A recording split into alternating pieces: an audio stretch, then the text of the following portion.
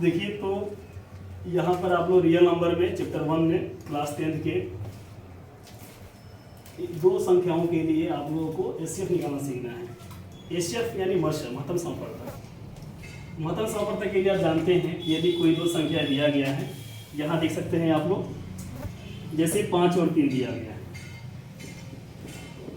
3, तो आप जानते हैं कि जब इसको भाग किया जाता है तो 5 में 3 से करते हैं, तो 3 के पहाड़ा में 3 एकम 3, यहाँ 2, यानी आप इसको इस तरह से लिख सकते हैं 5 बराबर 3 गुणे 2 प्लस 3 गुणे 1 प्लस 2। यहाँ पर जो आपका 3 है ये आपका भाजक है, 1 जो है आपका भागफल है और 2 शेषफल है, आप देख सकते हैं, और ये 5 जो है आपका भाज्य है।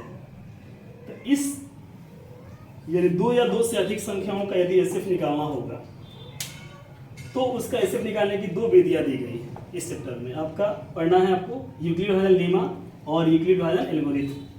सबसे पहले यदि 2 धनात्मक संख्याएं दिया गया है a और b, 2 धनात्मक पूर्णांक हो, जहां a बड़ा हो b से, तो r का मान हमेशा 0 से बड़ा और उसके बराबर या b से छोटा होता है।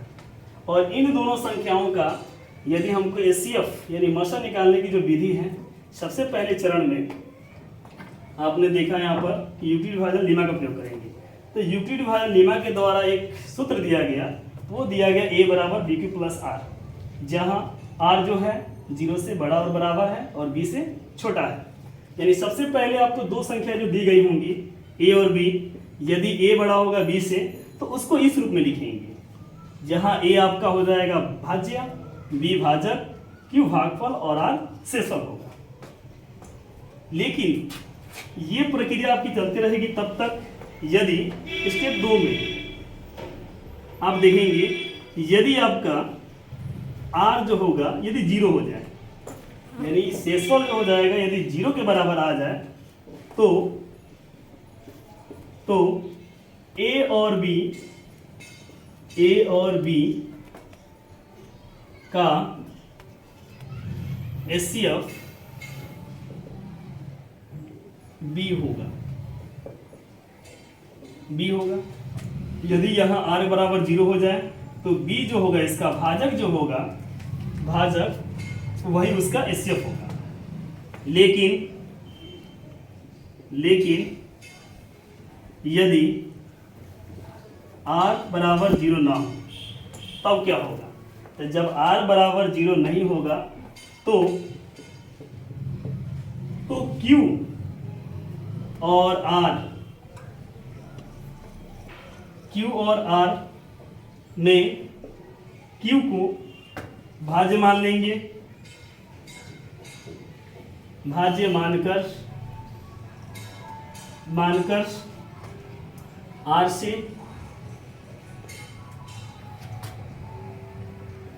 भाग करके लीमा के द्वारा प्लस r डैश होगा। यदि स्टेप 3 की एचसीएफ निकालने की विधि में सबसे पहले चरण में आप यूक्लिड विभाजन लेमा का प्रयोग करेंगे। लेमा ने सूत्र दिया a बराबर bq प्लस r, जहां r जो होगा 0 से बड़ा बराबर और b से छोटा, b इसके लिए भाजक है। दूसरे स्टेप में यदि r 0 हो जाता है, यदि यहाँ r जो 0 हो गया तो a और b का जो एचसीएफ होगा वो b हो जाएगा, यानी जो इसका भाजक होगा वही उसका एचसीएफ होगा। लेकिन यदि मान लीजिए r 0 ना हुआ, r 0 के बराबर नहीं हुआ, तो q और r में q भाज्य मानकर r से इसको भाग करके लीमा के द्वारा, यानी लीमा का फिर सूत्र का इस्तेमाल करेंगे। तो q जब भाज्य मानेंगे तो यहाँ r से भाग करें तो r हो जाएगा आपका भाजक, और यहाँ q डैश भागफल प्लस r डैश होगा। ठीक है, अब स्टेप 3 में आपने देखा यदि r डैश जो होगा यदि ये 0 के बराबर हो जाए तो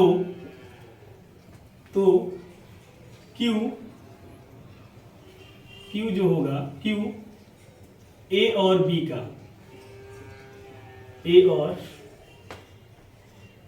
बी और क्यू का, बी और क्यू में क्यू एचसीएफ होगा। यानी कहने का मतलब आपने देखा था कि क्यू बराबर आपका था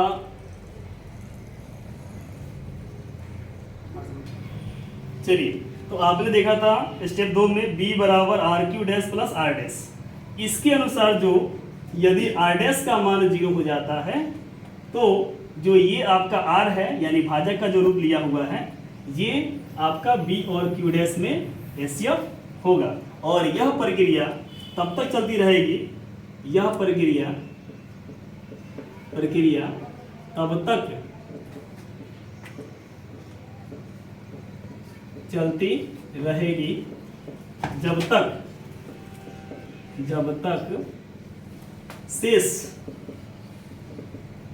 शेषफल शून्य न हो जाए। यानी आपको यह प्रक्रिया यानी लीमा की जो सहायता तब तक लेते रहना है जब तक आपका शेषफल शून्य नहीं हो जाए, यानी शून्य बना देना है किसी तरह से, तभी आपका भाजक यदि शेषफल 0 होता है तो उसका भाजक ही क्या हो जाएगा, एचसीएफ होगा। चलिए चलते हैं एक उदाहरण लेकर के। तो उदाहरण में आप देखिए इसको, उदाहरण में आपको देगा क्वेश्चन यदि दे देगा आपको कि यदि आपको निकालना है 42 और मान लीजिए 22 का एचसीएफ यूक्लिड विभाजन एल्गोरिथ्म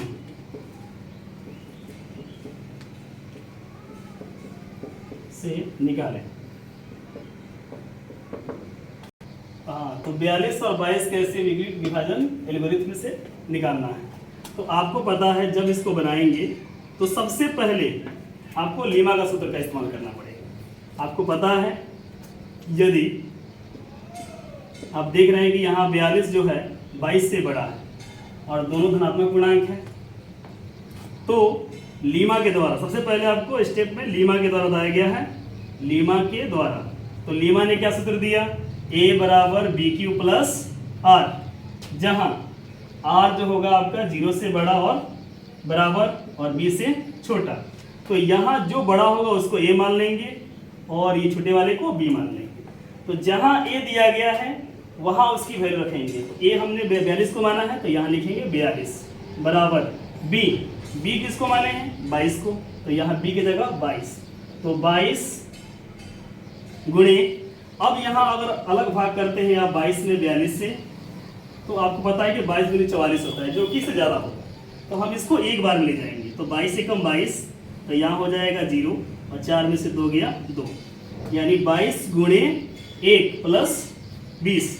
तो आप देख रहे हैं कि यहाँ r का मान कितना हुआ, 20, यानी शेषफल शून्य नहीं हुआ। तो ये प्रक्रिया बढ़ती जाएगी और इसी प्रक्रिया का नाम है एल्गोरिथ्म। तो r जो कि 0 के बराबर यहाँ नहीं है, तो फिर आपको बताया गया है कि उसका b और जो r होगा, b को मान लेंगे भाज्य और r को मानेंगे भाजक। तो फिर b यहाँ हो जाएगा आपका 22 बराबर, यहाँ आपका हो जाएगा 20 गुणे, तो 20 से कम 20 और प्लस 2, यहाँ भी r का मान देख रहे हैं कि कितना आ गया, 2 आ गया, जो कि 0 के बराबर अभी भी नहीं है। तो ये प्रक्रिया बढ़ते रहेगी आगे। यहाँ इम्प्लाई 20-22 जो था भाजक, आपको उसको भाज्य बना दिया गया, शेषफल आपका शून्य नहीं है। तो यहाँ भी आप 22 को जिस तरह से भाज्य बनाया है 20 को भी बना लेंगे भाज्य। तो यहाँ हो जाएगा 20 बराबर, शेषफल को आपने भाजक बनाया था, यहाँ भी शेषफल बनाएंगे भाजक।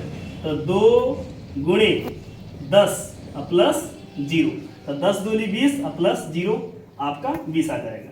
यहाँ आप देख रहे हैं कि r का मान आ गया शून्य, 0 के बराबर आ गया। तो जब आपका r का मान 0 के बराबर हो जाएगा तब आपका जो एचसीएफ होगा, एचसीएफ यानी जो भाजक होगा वही उसका एचसीएफ हो जाएगा। तो यहाँ जो एचसीएफ होगा उसका भाजक, तो इसका भाजक कौन है, 2, तो एचसीएफ बराबर आपका आंसर हो जाएगा 2। इस तरह से जो बनाने की विधि है, इसी विधि को बोलते हैं यूक्लिड विभाजन एल्गोरिथम जो लीमा के द्वारा बनाया जाता है। चलिए इसके आगे आपको कल बताया जाएगा 2-4 एग्जाम्पल। अगर आपको ये वीडियो अच्छा लगे तो लाइक कीजिएगा, शेयर कीजिएगा, सब्सक्राइब कीजिएगा।